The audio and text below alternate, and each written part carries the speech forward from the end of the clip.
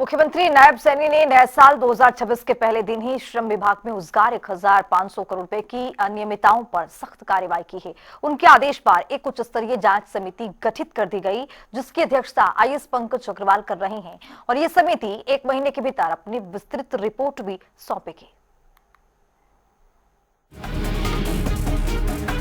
हरियाणा के श्रम विभाग में करीब 1500 करोड़ रुपए के वर्कशिप घोटाले में मुख्यमंत्री नायब सिंह सैनी ने कड़ा संज्ञान लेते हुए कार्य पर्चियों के सत्यापन और श्रमिकों के पंजीकरण से जुड़ी अनियमितताओं की जांच के लिए मुख्यमंत्री ने एक उच्च स्तरीय जांच समिति का गठन किया है, जो 1 महीने के अंदर अपनी विस्तृत रिपोर्ट सरकार को सौंपेगी। इस जांच कमेटी में 2 आईएएस और 1 आईपीएस अधिकारी शामिल हैं। दरअसल बता दें कि हरियाणा के श्रम मंत्री अनिल विज ने खुद ही अपने विभाग में ये घोटाला पकड़ा था और मुख्यमंत्री के समक्ष उच्च स्तरीय जांच की सिफारिश की थी। इन कार्य पर्चियों के आधार पर ही श्रमिकों को श्रम विभाग की सरकारी योजनाओं का लाभ मिलता है। श्रम मंत्री अनिल विज ने बताया कि 13 जिलों करनाल, रेवाड़ी, नूंह, महेंद्रगढ़, गुरुग्राम, झज्जर, पलवल, पानीपत, रोहतक, सोनीपत, पंचकुला, सिरसा और कैथल में कुल 5,99,758 वर्क स्लिप जारी की गई थी, जिनमें से केवल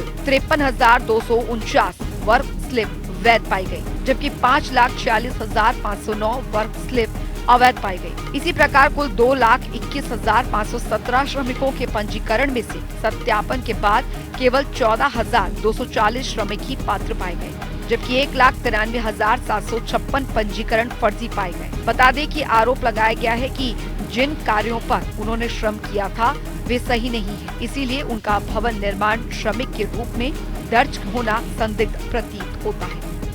ये बहुत बड़ा घोटाला सामने आया है। मैंने जब चार्ज लिया था तो तभी मेरे सामने एक मामला आया था। तो जब मेरे सामने आया है कि एक आदमी ने एक 1000 लोगों को वेरीफाई कर रखा था, मुझे लगा भी गड़बड़ है। पहले मैंने 3 जिलों की एक समरी इंस्पेक्शन करवाई, उसमें भी यही ट्रेंड सामने आया। फिर मैंने कहा कि सारे प्रदेश की करो, तो क्योंकि लेबर डिपार्टमेंट के पास कोई इतना स्टाफ नहीं था, तो फिर मैंने सभी डिप्टी कमिश्नर्स को लिखा कि वो 3-3 लोगों की कमेटी बनाएं और अपने जिले में जो हमारे रजिस्टर्ड कामगार हैं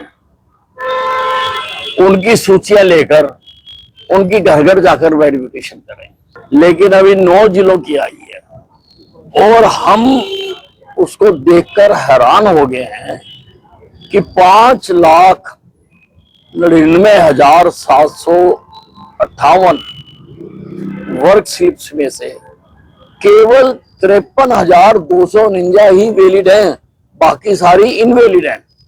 इसका मतलब ये है कि बाकी लोग लगातार सरकार से जो बेनिफिट मिलते हैं कर्मचारियों को वो ले रहे हैं।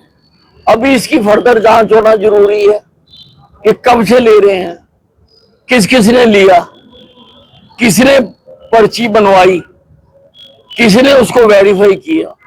ये जो फर्दर जांच होगी उसमें ये चीजें आएंगी और उसमें मामला ये और भी बड़ा हो सकता है। बता दें कि श्रम मंत्री अनिल विज ने इस घोटाले को उजागर किया था, जिसमें 13 जिलों में लाखों वर्क स्लिप और साथ ही श्रमिक पंजीकरण फर्जी पाए गए थे। वहीं आरोपों की गंभीरता को ध्यान में रखते हुए मुख्यमंत्री ने आईएएस पंकज अग्रवाल की अध्यक्षता में एक उच्च स्तरीय समिति गठित की है, जिसमें आईएएस राजीव रत्न और आईपीएस पंकज नैन को सदस्य बनाया गया है। ये समिति पूरे मामले की जांच करेगी और विभिन्न अधिकारियों और अन्य लोगों द्वारा की गई अनियमितताओं का पता लगाएगी। इसके अलावा ये समिति श्रम विभाग को सुधारात्मक या निवारक उपायों की भी सिफारिश करेगी, ताकि भविष्य में इस प्रकार की घटना न हो सके। न्यूज डेस्क, जनता टीवी।